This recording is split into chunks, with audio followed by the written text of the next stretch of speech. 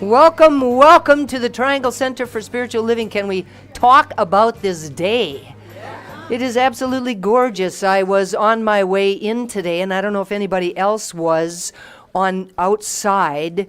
I think it probably was about 7:10 or something like that when I was driving in, and I come down Piney Plains, which becomes Dillard, and as I'm heading in that direction, I am like really challenged in that, so I don't know what direction that was. Must have been the east, because all of a sudden the sky was like this brilliant kind of light that came from behind the clouds that just, oh my God, it was so absolutely gorgeous. And so on a day in which I'm talking about gratitude, I got to be just filled up with it on my way here today. So now I'm just going to let it spill out all over you. I hope that's okay with you, because that's how it's going to look. Welcome to all of you who are joining us from your homes this morning. Thank you very much for inviting us to share your morning. And just right where all the youth are and all of the teachers, I welcome them. I'm grateful for them, knowing that it's just a lovely thing for a young mind to learn some of the tools, to learn some of the principles, to learn some of the spiritual truths that we talk about here at such a young age, because it will just forever change their lives in really wonderful ways. And so I think that that's absolutely great. I do know that there are a number of first-time visitors here today, so let's please welcome them. And for those of you that don't know me, my name is Reverend Dusty Ripplemeyer. I am the spiritual director of this amazing community. We are a science of mind community, which means that we study, teach, practice the core values and principles of the teachings by Ernest Holmes called The Science of Mind. We believe that there is one power and presence, and, you know, we all call it by some different names. Some use God, some say spirit, some say the divine. But really we're talking about this one power and presence that is eternal, that is benevolent, not some guy in a big long old beard somewhere off outside of ourselves that's doling out punishments and rewards at whim, but really a power and presence that created us in its image and likeness, that supports us and loves us eternally, right where we are. We don't have to be anything different or anyone different than who we are on any given day. We are always loved. And that's the really good news. And we get to come together on Sundays and Wednesdays and for classes during the week and workshops and opportunities to play together like game nights and movie nights to share that truth with each other. And it's a really wonderful community, and we're glad that you have joined us today. So thank you. The readings for today are by Plato and Eric Butterworth. Plato says, "A grateful mind is a great mind, which eventually attracts to itself great things." And Eric Butterworth comments on this by saying, "According to Plato, as you feel grateful, you become attractive, not only in your beauty and radiance, but in your relationships with people. More importantly, you release a vital energy that draws to you opportunities, employment, and a secure flow of substance. Everything begins to work in your life in an orderly and creative way. You may be so uplifted in the joy of thanksgiving that your consciousness easily gives vent to the activity of blessing. In your gratefulness of heart, you can confer prosperity upon all of the many things, experiences, and people whose performances have such a profound influence on your life. Bless the car you drive, or the bus or train you ride. Bless the weather and the traffic. Bless your place of business or employment. Bless your employer and your coworkers. Bless your investments and your cash flow. Bless your home and family. Bless your friends and neighbors. Now, blessing exerts no magic power over these people, conditions, or things. In fact, it doesn't change them at all. It changes you, your thoughts and feelings, and the consciousness you project into your world. And so it is. So good morning and welcome to those of you who may have just arrived in the sanctuary. The theme for the month of November is financial health and prosperity. And my talk title is Gratitude Will Change Your Life. That's right. I already got an amen. Let's just call it done. Now, faith traditions throughout time have all had gratitude at their very core. For thousands of years, the power and practice of gratitude has been preached and practiced. Robert Emmons, in his book, Thanks, says, as long as people have believed in God, they have sought ways to express gratitude and thanksgiving to God, the ultimate giver. The religious traditions teach that gratitude is a hallmark of spiritual maturity and a quality to be cultivated through spiritual disciplines. Now, for a person who has religious or spiritual beliefs, gratitude sets up a relationship with the divine. Now, you've heard me say here many times before that God is the source of a mighty stream of substance, and that each of us is a tributary on that source, a channel of its expression. Now, when we are aware of this relationship with God, and when we are deeply grounded in our connection to the divine, then there is nothing, I mean absolutely nothing, that could ever impede this flow or our expression of it. The more conscious we become of the presence of Spirit, the more it will manifest for each of us individually and collectively. It is God's nature to give, and the gifts are endless, beginning with the gift of life itself. Where are the rest of you? Speak it, sister.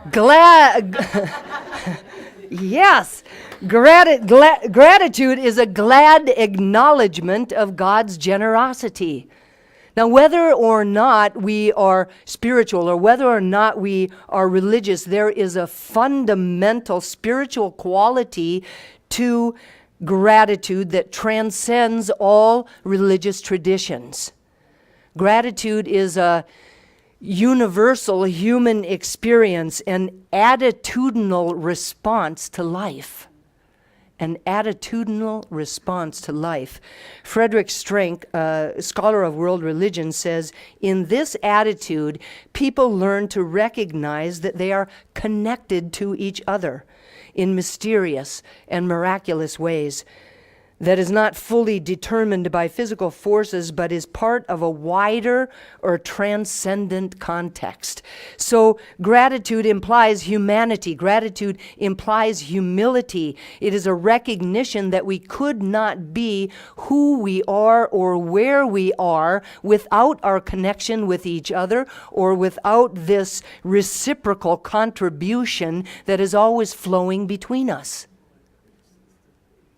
Now, at its very, very basic level, gratitude is, it's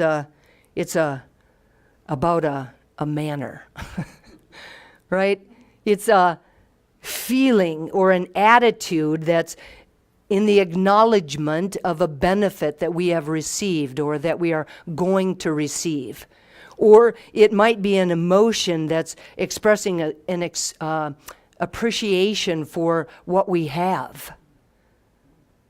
Now, gratitude is something that we all really basically understand, right? For instance, saying thank you when we receive a gift, hardly takes any effort or any thought at all. It just kind of flows out of us naturally. It's an affirmation of the goodness that we have just received, of this goodness that someone has shared with us.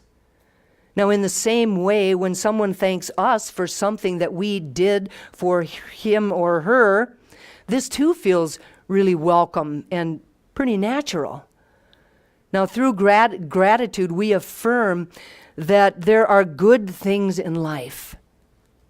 There really are good things in life, gifts and benefits that we very often receive. In gratitude, we are actually really saying yes to life itself. Now, gratitude is a combination of acknowledgement and recognition. So from the get-go, it's the acknowledgement of the goodness of one's life. All things taken together, we affirm that life is good and that there are elements of it that make it worth living. This doesn't mean that it's perfect. It doesn't mean that we're not going to have some complaints or some burdens or some hassles.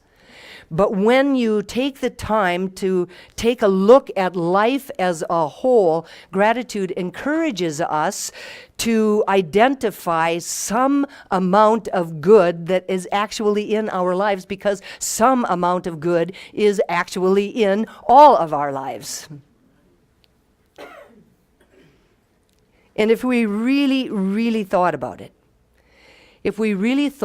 we would recognize that everything that we've experienced up until this point has actually contributed to who we are and what we have, so that everything should also be included in that gratitude.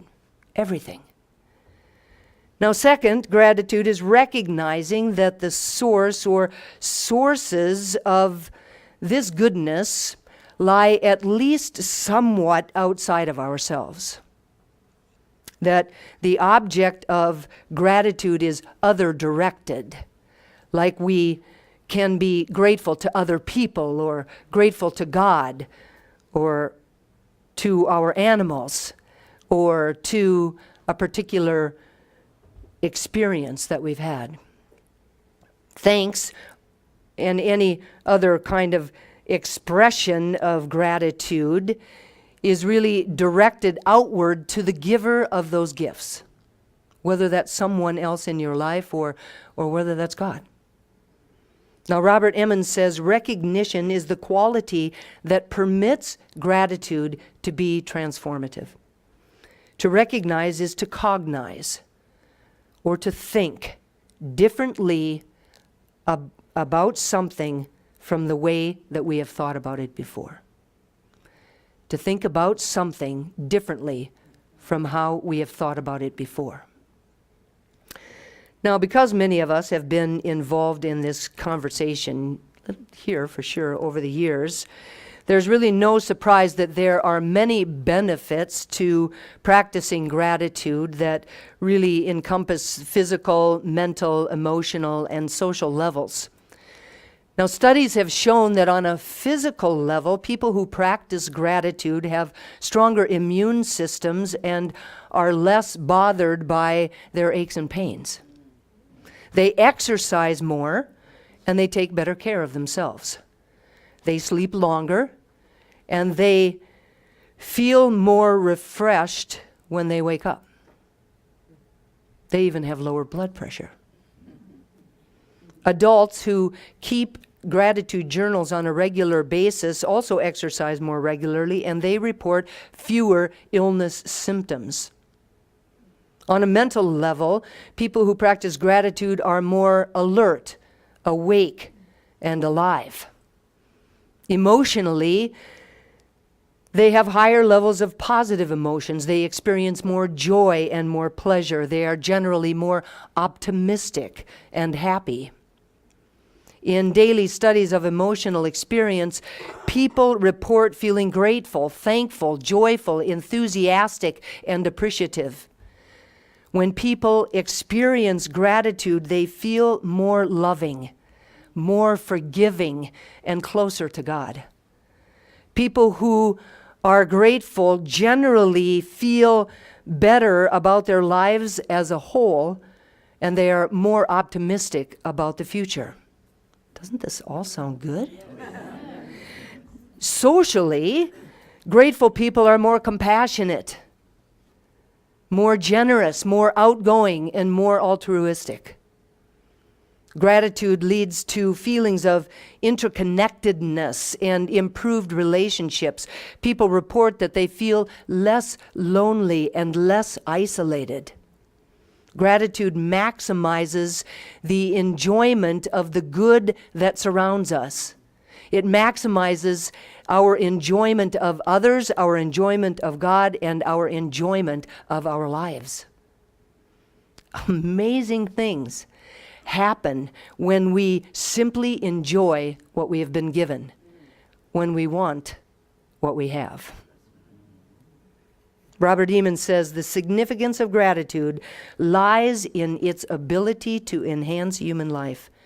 Gratitude elevates, it energizes, it inspires, it transforms. People are moved, open, and humbled through experiences and expressions of gratitude. Our long-term disposition, our long-term disposition, how we show up in the world over time, is also affected by gratitude.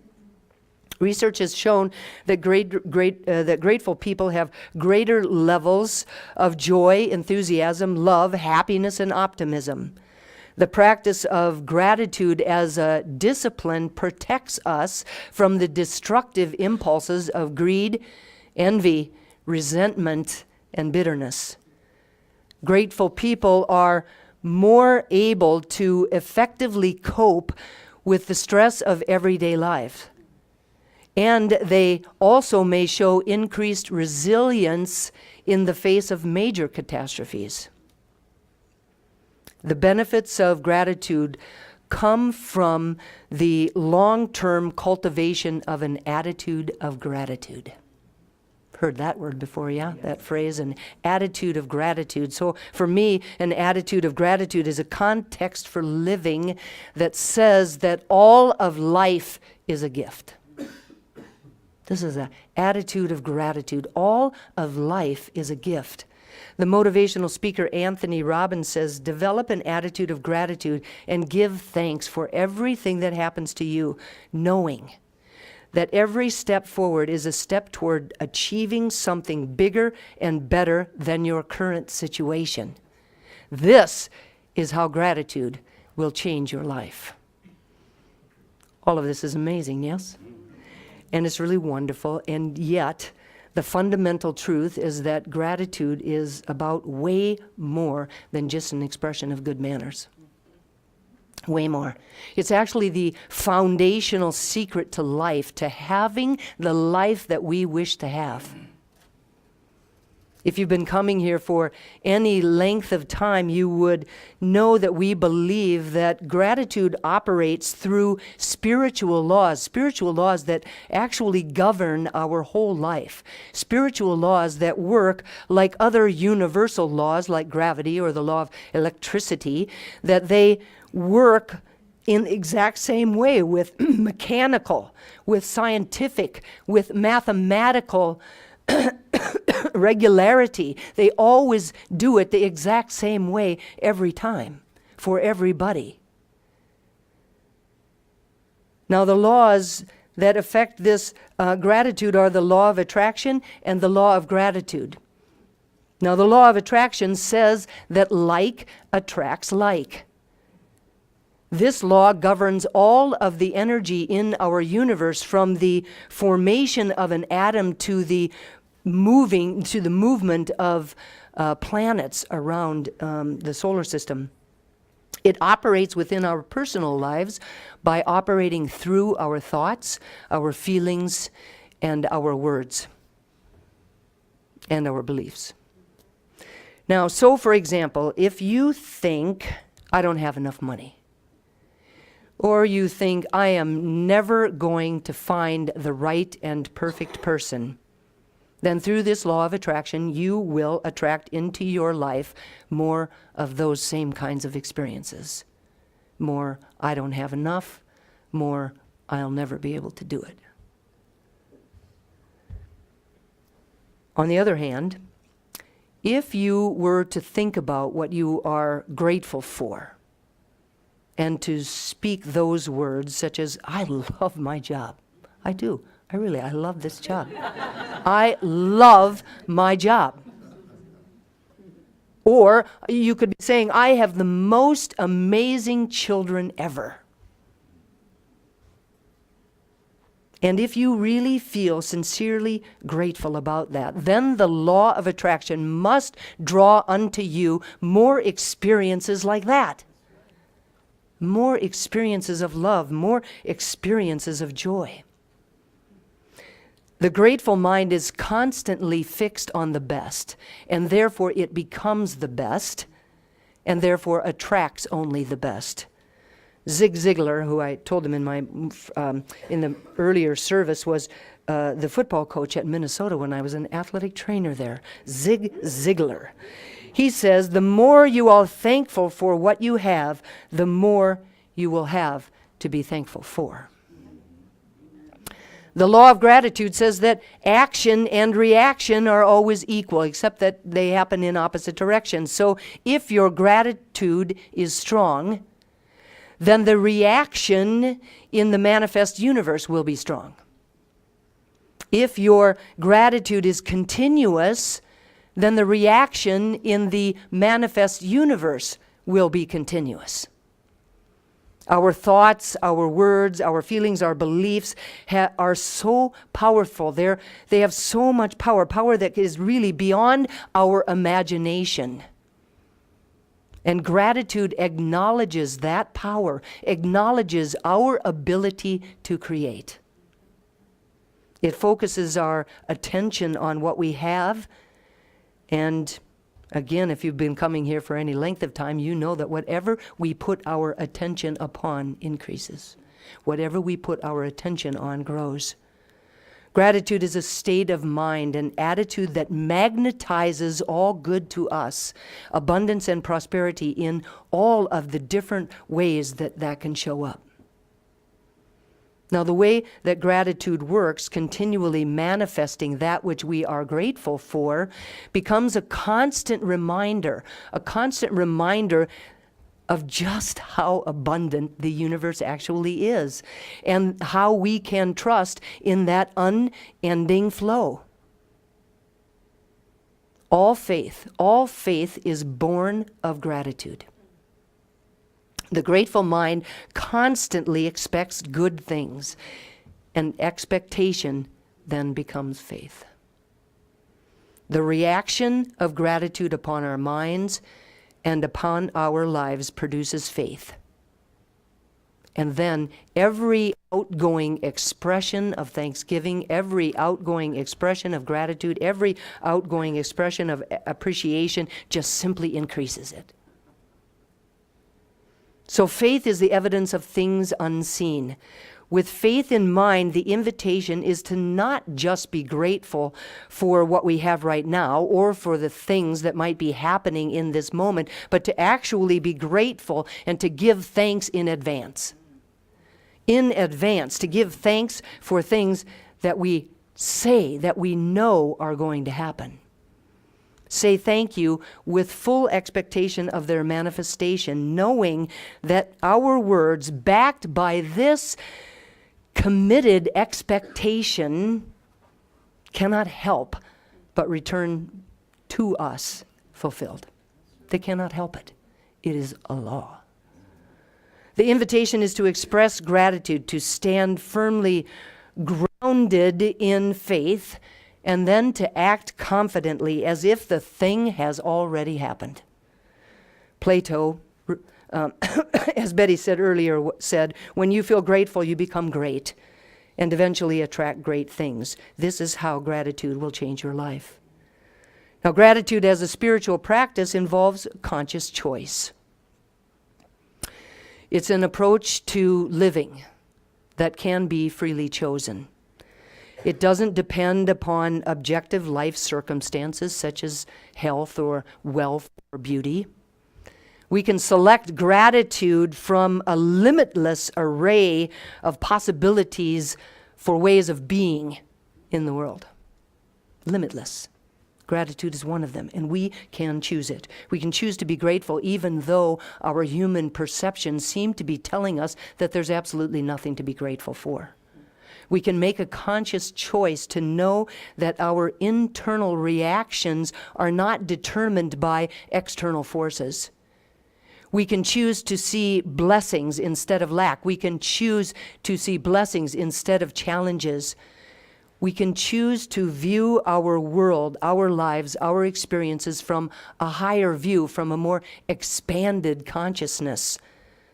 Now, even though I believe that gratitude is a conscious choice, it doesn't mean that the ability to choose gratitude will necessarily come easily or naturally or without any effort. We may really have to work on it. Different times, at different times in our lives, in different situations, in different circumstances, we may have to really work on it. But I promise you that if we consistently, consciously choose gratitude, then that gratitude will change your life. There's a story that I read that Eric Butterworth tells in his book, Spiritual Economics, and apparently an English couple were visiting New York City for the very first time. Now, they came with a little bit of apprehension because they had been told a lot of stories and they had been conditioned with a vision of this sordid and crime-ridden city. Now, the host thoughtfully took them to the observation deck of the highest building in New York, really just for the sole purpose that they could really get this lofty overview. Now, the day was beautiful. It was clear, and they could see for forever. The visitors were delighted. They were surprised. And they left that observation deck with a really positive initial reaction. Later in a tour of the city, the man actually turned to the tour guide and remarked that he could not forget that view from the top. They had a wonderful week-long stay and left singing the praises of the loveliest, friendliest, and finest place we have ever been. The invitation is to always get the view from the top. Now, sometimes it might feel as though, as we're moving through all of the different experiences in our lives, that we only carry the weight of all of our circumstances, that things never go our way or we never get what we really truly want. Now, from this feeling tone, we will never, ever be able to really appreciate the precious nature of life itself, nor will we ever be able to create anything to be grateful about. This is like the difference between seeing New York City from the street and seeing New York City from the top of a very tall building. With our head bowed down and our eyes fixed on the ground, it is not hard to imagine that we would perceive a world of lack and limitation. And when that is our focus, when that is our perception, when that is what we put our attention upon, then that is all that we will attract, lack and limitation. So the invitation is to keep alive our commitment to the view from the top. Keep centered in the feeling of thanksgiving, gratitude, and appreciation, regardless of the appearance of conflict or limitation. The view at the top includes the awareness that right where we are, God is, in everything and in everyone. The truth is that prosperity is the very presence of God itself, and therefore prosperity is everywhere at all times, including right where we are, individually and collectively. From the view at the top, we will see things with gratitude, with appreciation, with awe, and with wonder.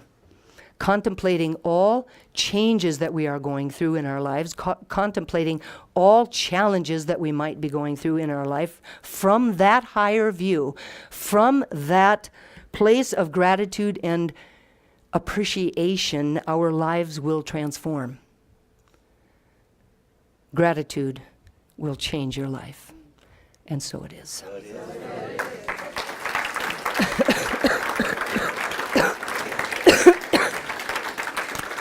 And so I just invite everyone to turn within, and my prayer today is actually a gratitude prayer written by Louise Hay.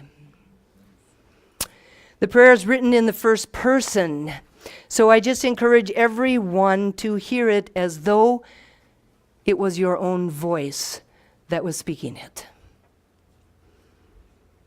Please open your hearts and open your minds. Louise says, "Deep at the center of my being, there is an infinite well of gratitude. I now allow this gratitude to fill my heart, my body, my mind, my consciousness, my very being. This gratitude radiates out from me in all directions, touching everything in my world, and returns to me as more to be grateful for. The more gratitude I feel, the more I am aware that the supply is endless. The use of gratitude makes me feel good. It is an expression of my inner joy. It is a warm fuzzy in my life. I am grateful for myself and for my body. I am grateful for my ability to see and hear, feel and taste and touch. I am grateful for my home, and I take loving care of it. I am grateful for my family and friends, and I rejoice in their company. I am grateful for my work, and I give it my best at all times. I am grateful for my talents and abilities, and I continually express them in ways that are fulfilling. I am grateful for my income, and I know that I prosper wherever I turn. I am grateful for all of my past experiences, for I know that they were part of my soul's growth. I am grateful for all of nature, and I am respectful of every living thing. I am grateful for today, and I am grateful for all of the tomorrows to come. I am grateful for life, now and forevermore. And so it is. Amen.